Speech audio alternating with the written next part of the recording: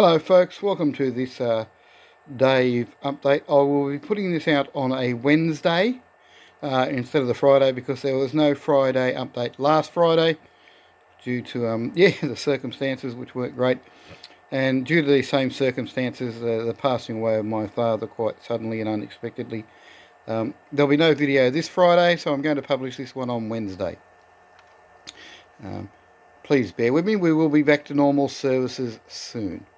Now, just to show you, the upgrade kit to put the glass beds in the flash forward 3D printers did arrive.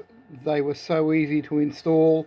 Haven't done a lot of printing. I've done test printings on both the machines, but the new glass updates, these are a factory update. These are the same glass beds they use in the Pro models, which actually brings my free Cs up to the level, well, my freeze, to being a Pro model kit. Oh, here comes assistance. Sticky beak in the road. But anyway, there is the glass bed in both of them. The installation is so easy. I followed the factory video, which is very well done.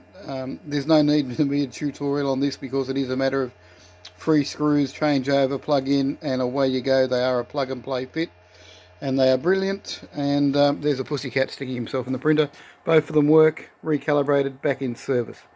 There's a bit of fan noise in the background of this video, and I'll explain that in just a second.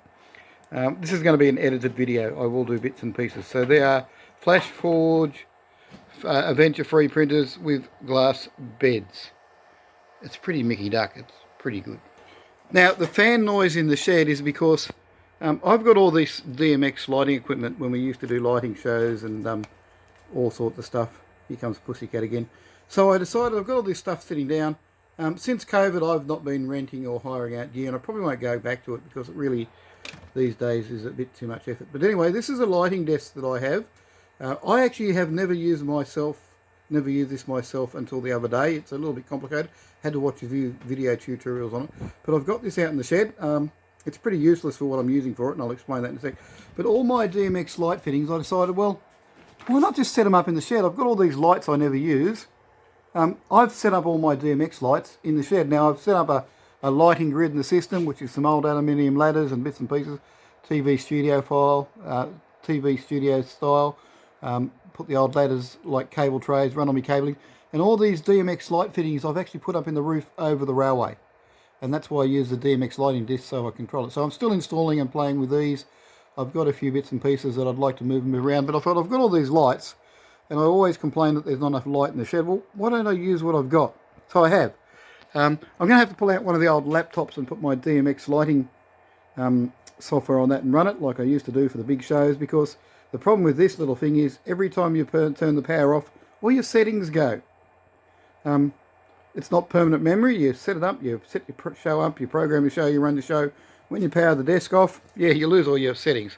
So I prefer to have set scenes and all that. But we will be able to do some magic lighting effects with night effects and all sorts of stuff when I get that sorted out. So that's one of the jobs.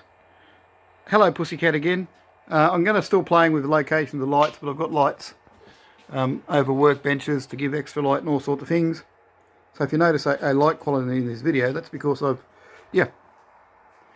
set up lighting. But more about that also in another video. That's just an update of one of the tasks I'm doing. And I've got to go and get a tripod out to try and film the next part, because this is the part that I really want to show you. I want to show you this today. I'm still working on this. This is a project in motion, but I will share because there will be a gap in this. But have a look at this.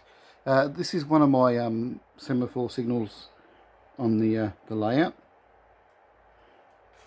Now, you've seen these semaphore signals move before. That's not posh. But what it is I'm going to try and do this in shot. What is posh about this is they are now DCC controlled via servos and the phone app. Always very hard to do this looking down a camera, but we've got the schematic. Hang on, I'll just put this in lock mode. We've got the schematic on the phone. You touch the, in theory, you touch the phone app on the signal you wish to control,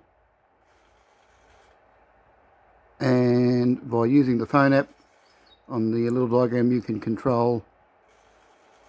This is a really old phone, I just use this for testing, but clicking on the I don't know if you, I can't see if this is in focus or not, but hopefully you'll get the idea. This is very hard to do. I tried to do it before. Let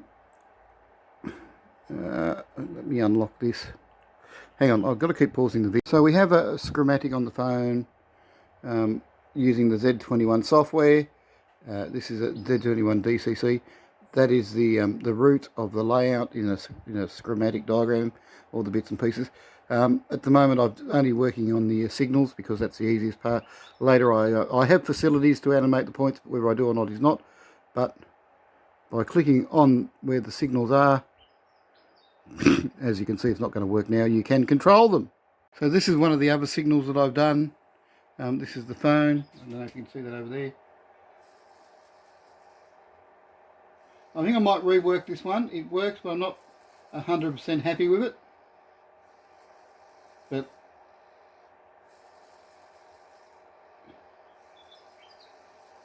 if I scroll out this phone app, that's where the signals are.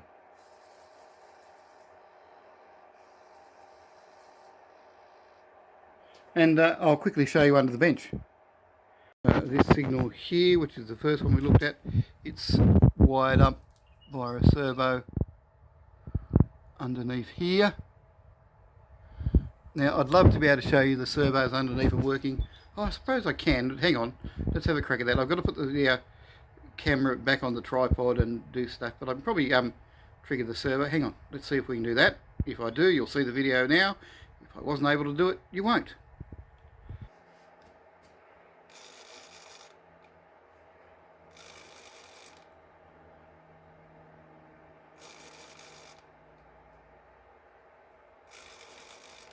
So these are the other two signals that will be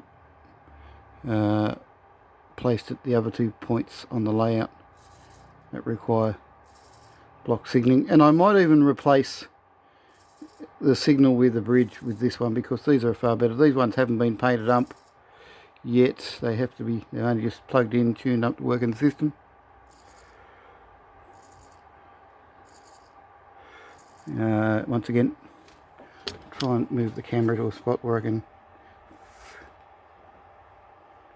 film and operate the app at the same time.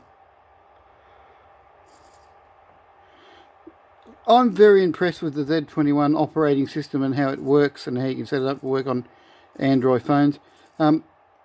Saying that, if you struggle with mobility control with your hands and using touch screens, that's not a good idea. I normally operate from my Google Surface, Google tablet, which because Z21 runs under Android, so I can run all that and I can do a lot more. I use the little phone for testing on stuff. For the little phone, I do struggle with. But for videoing purposes, it's easier to do it all from the little phone, because it's easier to hold in hand. So normally when I'm not filming and don't have cameras or pussycats and all that to contend with, I use my big tablet device to do stuff. Oh, dropped the camera. But anyway, I'm going to take this off the tripod to show you something. Actually, I might be able to swing it over here. Show you the the cat's rubbing on the camera. Really helpful pussycat. Anyway, have any questions about any of this? Please ask. Don't forget to like and subscribe. Take care. Look after yourselves. Let me know how you're getting on. Keep safe out there and enjoy playing with your trains and doing bits and pieces. Talk to you soon. That's all for now from Dave in the shed and Jasper the cat deciding we need help. So, talk to you later, folks.